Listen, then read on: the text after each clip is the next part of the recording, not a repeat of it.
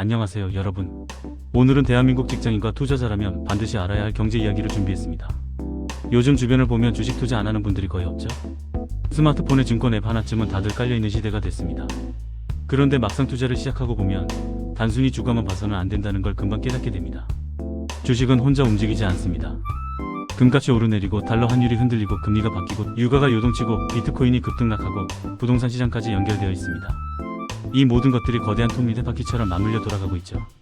오늘 이 영상 하나로 그 복잡한 연결고리를 완벽하게 이해하실 수 있도록 쉽고 명확하게 정리해드리겠습니다. 끝까지 보시면 여러분의 투자 시야가 확실히 달라질 겁니다. 자, 바로 시작해볼게요. 첫 번째 주제는 주식과 금의 관계입니다. 금은 오랫동안 안전자산의 왕으로 불려왔습니다. 경제가 불안하고 전쟁이나 금융위기가 터지면 사람들은 가장 먼저 금을 찾습니다. 반대로 증시가 활활 타오를 때는 금보다 주식이 더 매력적으로 보이기 마련이죠.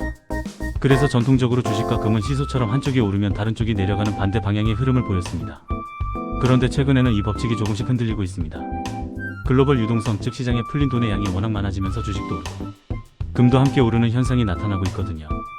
이걸 전문가들은 에브리싱 랠리, 모든 것이 다 오르는 장세라고 부릅니다. 그렇다면 투자자 입장에서 금을 어떻게 활용해야 할까요? 주식이 크게 오른 시기일수록 포트폴리오의 일정 부분을 금으로 분산해 두는 전략이 중요합니다. 주가가 조정을 받을 때 금이 완충제 역할을 해주기 때문입니다.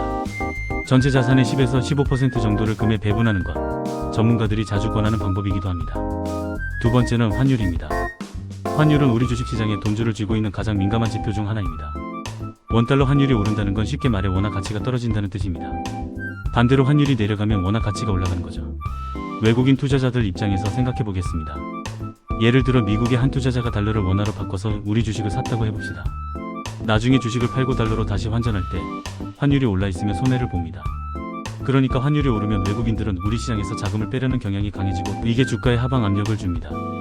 실제로 환율이 급등하는 시기에 코스피도 함께 출렁였던 사례를 우리는 수없이 목격해왔습니다. 정부와 한국은행이 환율 안정에 사활을 거는 이유가 바로 여기에 있습니다. 결론적으로 환율이 안정적이거나 원화가 강세를 보이는 시기에는 외국인 자금이 유입되면서 증시에 호재가 됩니다. 반대로 환율이 급등하는 시기는 증시 불안의 신호로 읽어야 합니다. 주식 투자를 할 때 매일 아침 환율 체크하는 습관 꼭 들이시기 바랍니다. 세 번째는 금리입니다. 금리는 어쩌면 주식시장에 가장 직접적인 영향을 미치는 요소라고 해도 과언이 아닙니다. 금리가 올라가면 어떻게 될까요? 기업 입장에서는 돈을 빌리는 비용이 비싸지니까 투자를 줄입니다. 실적이 나빠지고 주가는 내려갑니다. 개인 투자자들도 굳이 위험한 주식 대신 이자 잘 주는 은행 예금으로 갑니다. 자연스럽게 증시에서 돈이 빠져나가죠. 반대로 금리가 내려가면 은행에 돈 맡겨봤자 이자가 너무 낮으니까 사람들이 더 높은 수익률을 쫓아 주식시장으로 몰려옵니다. 기업들도 싸게 자금을 조달해서 공장도 짓고 연구개발도 활발하게 하죠. 주가에는 날개가 달립니다. 그래서 미국 연방준비제도, 즉 연준이 금리를 올리고 내릴 때마다 전 세계 증시가 동시에 반응하는 겁니다. 연준 의장의 발언 하나에 글로벌 시장이 요동치는 장면 뉴스에서 많이 보셨죠? 금리는 증시에 산소를 공급하는 호흡기와 같습니다.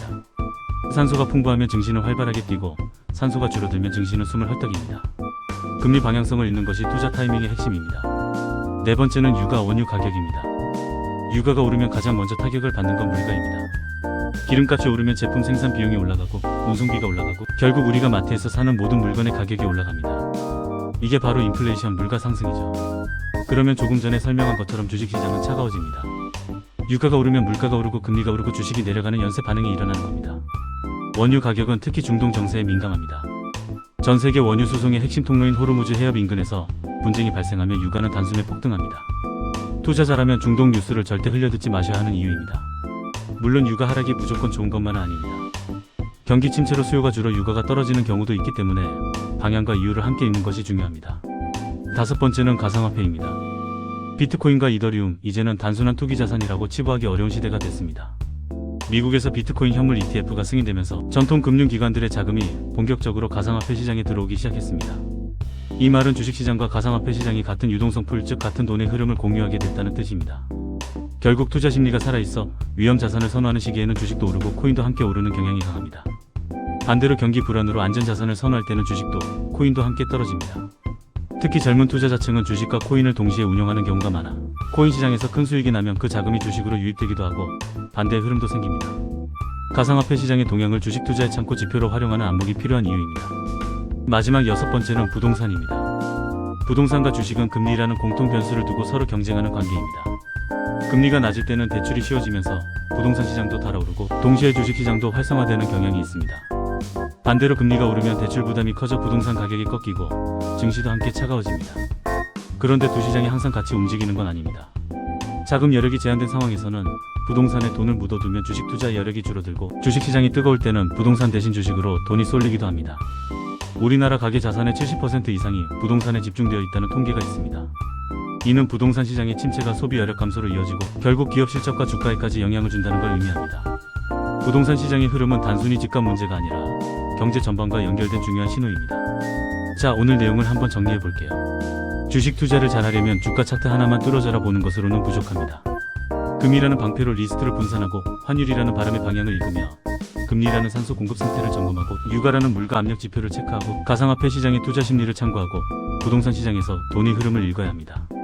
이 6가지 지표들은 따로따로 움직이는 게 아니라 서로 영향을 주고받으며 결국 주식시장에 반영됩니다. 이 연결고리를 이해하는 투자자와 그렇지 않은 투자자의 결과는 시간이 지날수록 크게 달라질 수밖에 없습니다.